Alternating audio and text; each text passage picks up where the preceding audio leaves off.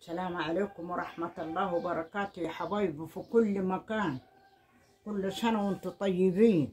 أنا صحيح بدري ما عملتش، يعني ما صورتش، كنت تعبانة والله، والحمد لله والشكر لله. وضلك معاي حباية ورق عنب حشيهم وكوسة خسارة في التلاجة، قلت مطبوز بياكلوها شلية العيال طبيخ، ورحت قورتها اهي لح حشيها، وان شاء الله كده ربنا يسهل الامور.